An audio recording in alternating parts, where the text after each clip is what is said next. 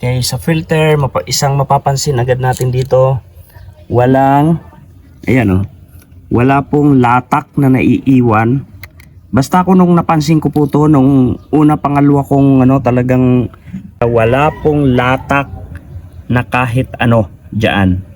Yung galing sa makina, bakal sa bakal na kinakain, wala po. Ibig sabihin, hindi po talaga siya nababawasan. Madulas na madulas po yung ating piston. No? Piston ring talagang madulas na madulas po yan. Ayan o. Oh.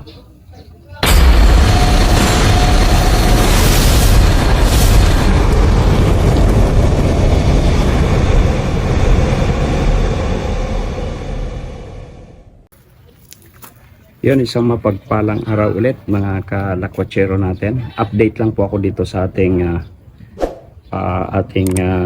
motor. After 19 months. So 19 months na po sa akin to. Si RFI. At ngayong araw ay schedule ko ng pag change oil. Ayan, naka-ready na yung ating i-change oil. Tingnan po natin kasi may ginamit ako rito na ibang yung additive oil at matagal ko na pong ginagamit ito. No? Mula nung una hanggang pangalawang change oil mula bago ay ginamit ko na po ito. Una pangalawa wala. Pero pagkatapos po nung tuloy-tuloy na.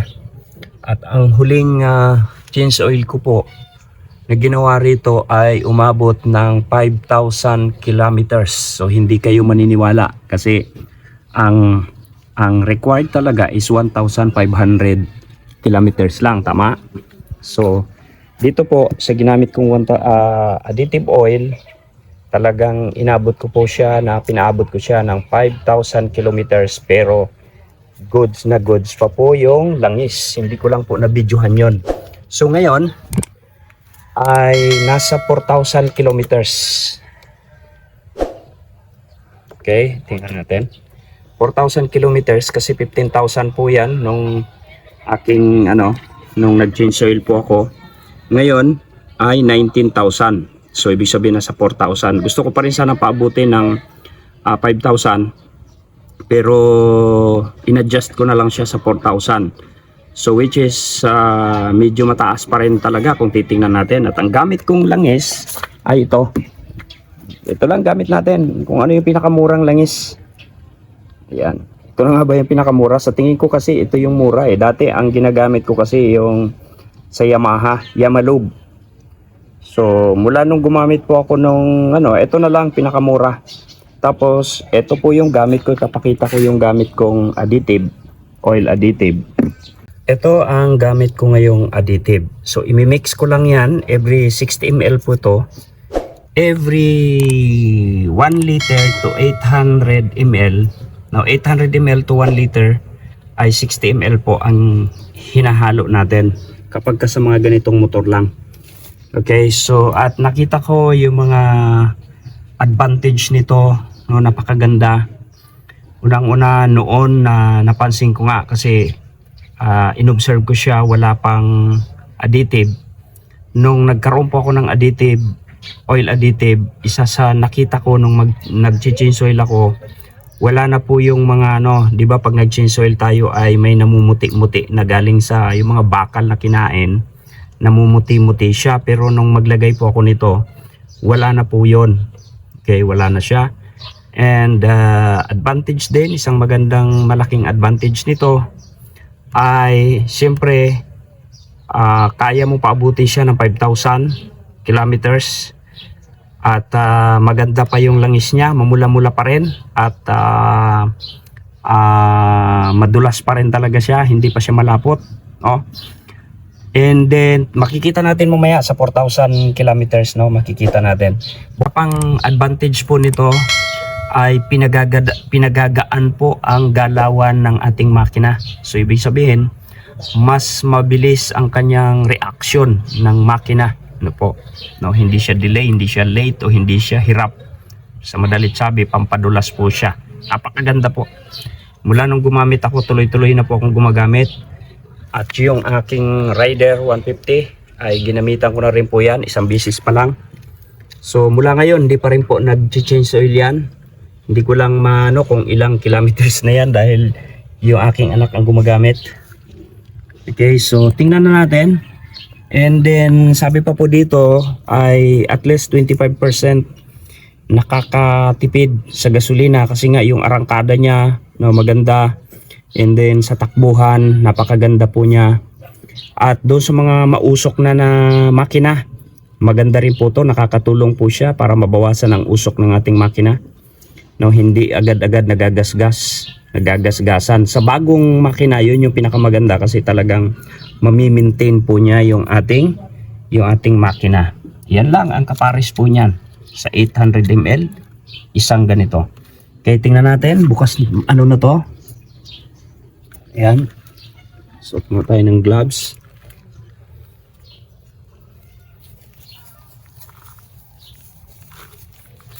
Okay, so buksan ko na to.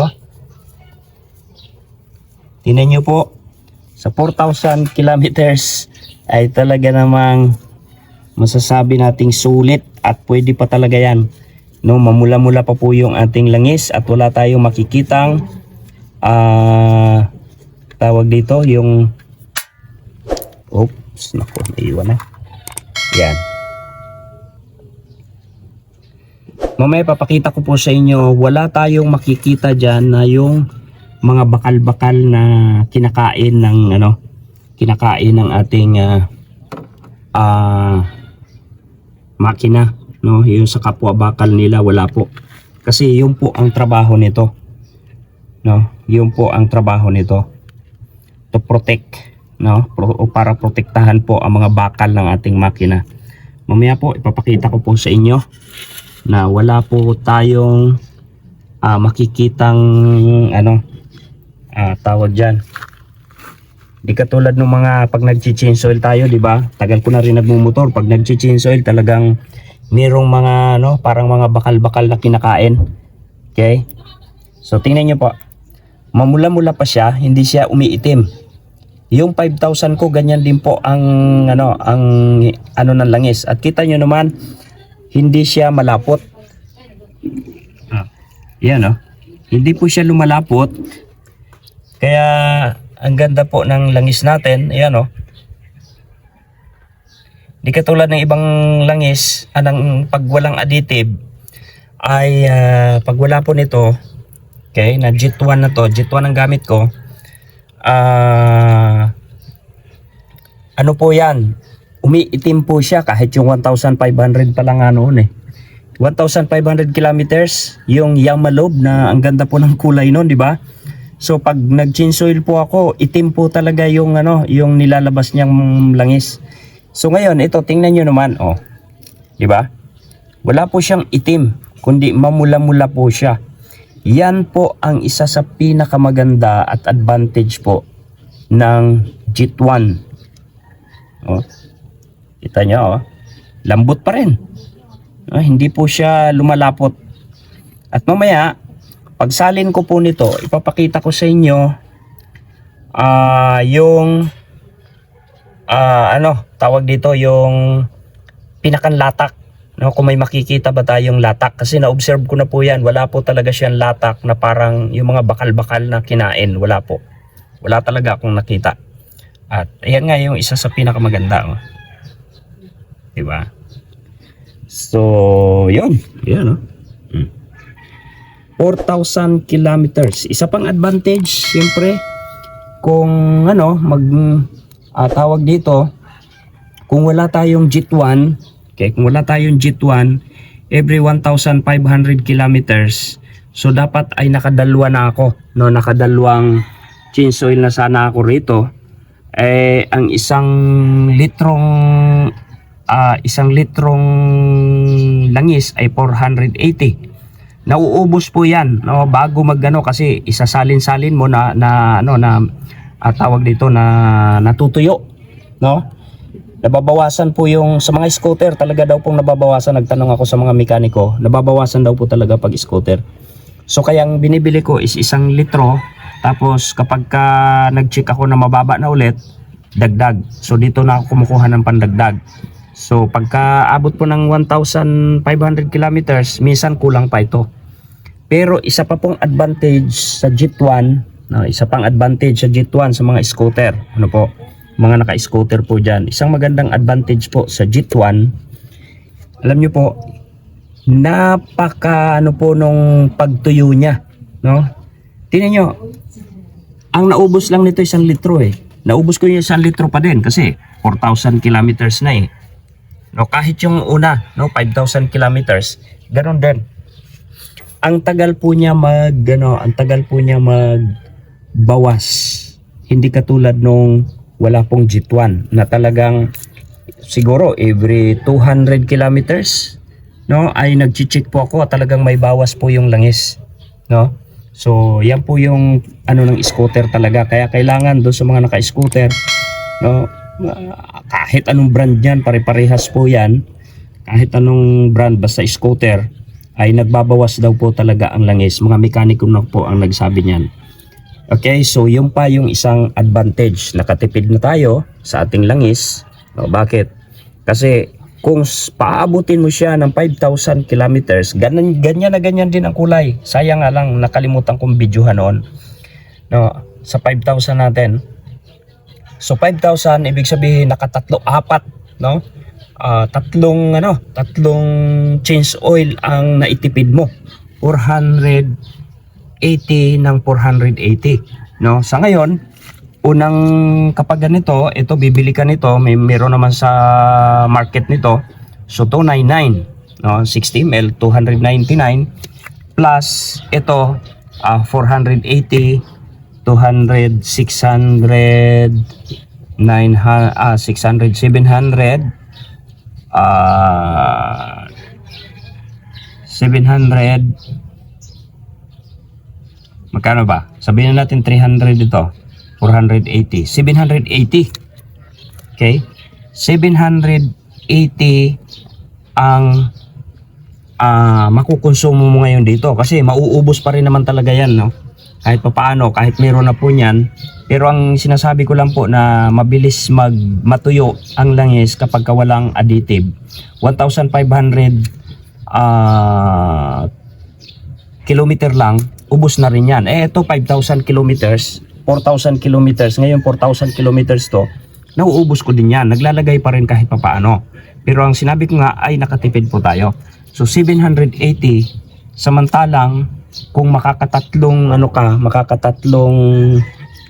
change oil ka, 480 times 3, magkano po yun, no? 480 times 3, 400, 800, 1,200, 160, 380, no? Ang 380 natin, 160 plus 80, 240. So 1,460, 40, no? 1,440 ang iyong nakonsumo sa tatlong change oil mo. O di nakatipid ka pa rin, 700 plus lang ito, 780. Plus, isa pa pong napakaganda in case of emergency na matuyuan ang iyong makina, hindi mo napansin, natuyo ang iyong langis. Pwede pa po kayong tumakbo, no? Pwede pa nating itakbo without oil, no? Engine oil. No, yan po yung isa sa karakteristik po ni Jeep 1. Kahit wala nang langis yan, pwede mo siyang itakbo. Wag lang malayo, parang 10 kilometers yata, no, ang ano niya, tested po yan, no? May mga demo po sila dyan. Kaya yun lang mga kalakwatsero. So okay na to, patutuluin ko na lang. Ay papakita ko ulit mamaya kung mayroon ba itong latak o wala. Okay, ayan, kita nyo naman ang filter natin. Okay, sa filter isang mapapansin agad natin dito, walang, ayan, wala pong latak na naiiwan. Basta ako nung napansin ko po to nung una pangalawa kong talagang may latak po siya. Wala pong latak na kahit ano dyan. yung galing sa makina, bakal sa bakal na kinakain, wala po. Ibig sabihin, hindi po talaga siya nababawasan. Madulas po yung ating piston, no? Piston ring talagang madulas po yan. Ayan, no? Oh. Wala po talagang makikita, no? Yan yung napansin ko, isa sa napakagandang napansin ko. Wala po talaga yan, oh. Kasi dapat may mga latak yan. Pero wala po, no? Wala tayong makitang latak. Kaya ang ganda po ng JIT-1, gamit na po kayo. Soon baka ano, mag-distributor po tayo ng ano, ng JIT-1 dahil nga talagang magdi-dealer po ako ng JIT-1 soon kapag nakahanap na ng budget. Kasi nga talagang nakita ko na napakaganda po ng JIT-1. Ang engine po natin ay protektado, no? Nakatipid tayo sa langis, nakatipid ka sa gasolina, sa konsumo. So lahat po ay tinipid. Yan po si JIT-1.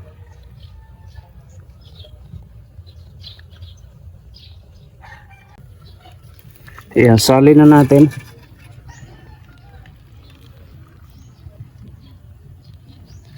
Okay, salin ko na siya.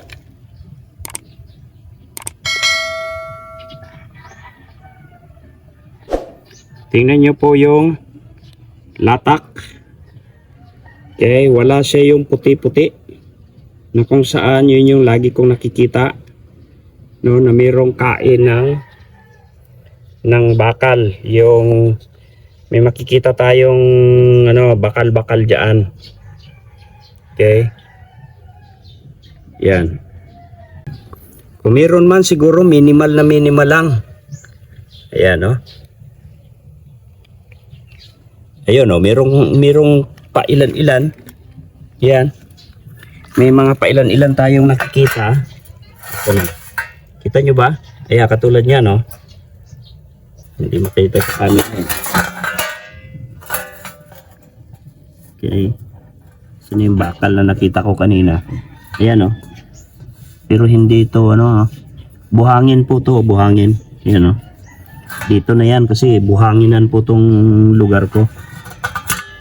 Wala, ayo. Di ba?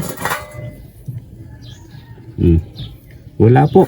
Buhangin yung ano pala, yung sumama na yon, buhangin. Kala ko yung bakal, kinain na bakal. Oh, wala talaga siya. So yan po yung isa sa napakagandang ano, karakteristik po ni JIT-1, no? Tutulungan tayo na protektahan yung mga bakal, no, ng ating tawag dyan, ng ating pong makina, no? Yung palibot po ng piston, yung kanyang piston hub, no? So tutulungan po tayo ni JIT-1. Okay? At yun nga, nakatipid pa tayo. So napakaganda po. Kaya kung gusto nyo, sige, ano na rin po kayo, gamit na rin po kayo at isang araw, no, tayo po ay magdi-dealer ng JIT-1 products.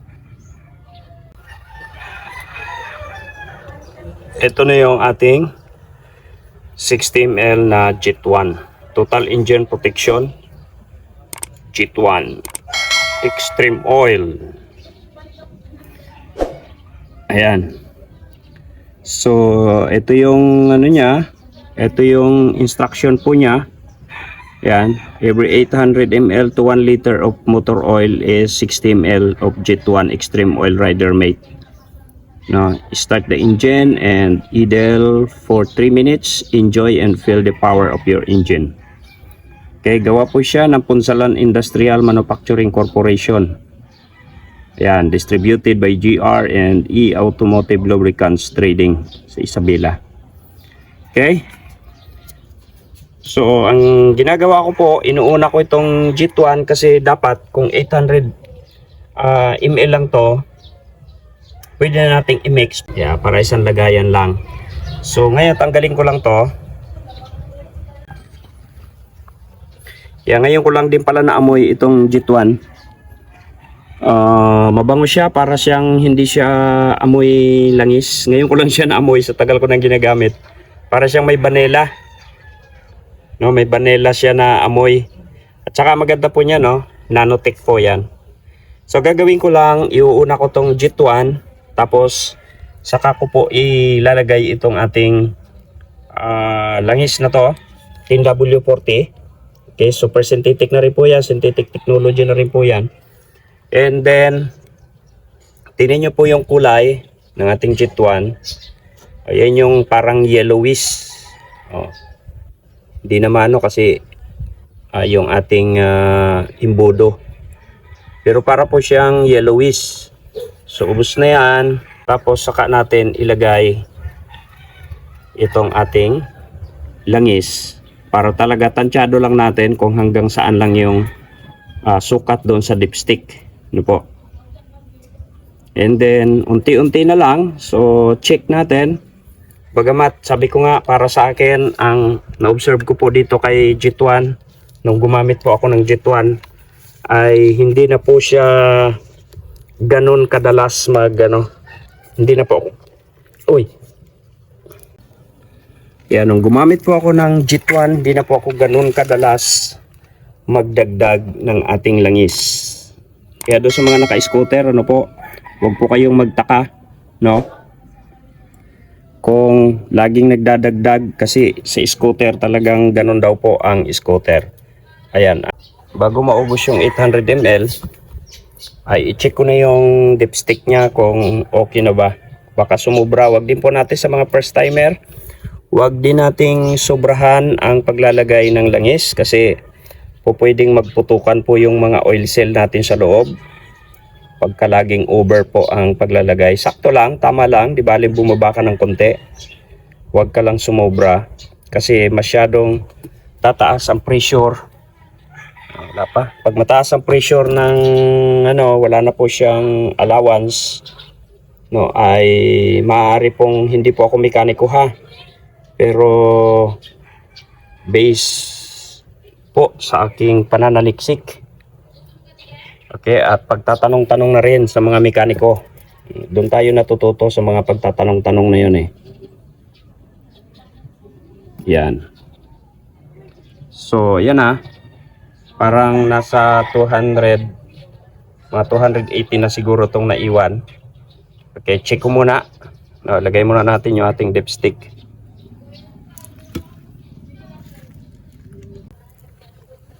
Sa ating dipstick ay hindi pa naman siya wala pa siya sa high, kundi ando doon pa siya. Yan, ito yung high eh. Yan, so nandyan siya sa baba. Siguro ang gagawin ko, dagdagan ko ng konti and then hindi ko po siya isasagad talaga doon sa 800 ml. Okay, dagdagan ko lang siya ng konti tapos saka ko siya paandarin. And then, sunod na araw, saka ko titingnan ulit bukas. Yan. Ayan, pwede na yan. Tama na muna to.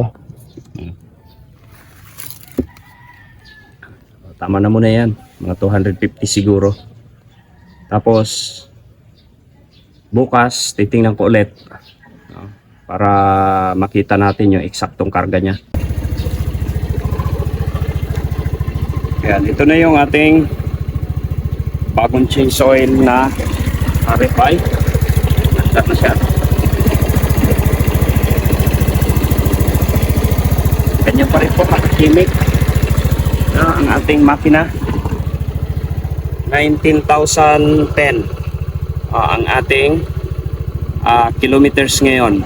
So susunod na na change oil, papakita ulit natin para baka sabihin nyo naman ang daya, no, dahil kay JIT-1. So yun lang mga kalakwatsero, maraming salamat ulit kung nakaabot ka sa dulo ng video ito at kung interesado ka, no, ay bahala ka take your risk ika nga sa additive. Pero para sa akin, hindi lang naman ako nakagamit ito, napakarami na pong gumamit. Okay, so thank you and God bless. O JIT-1 baka naman.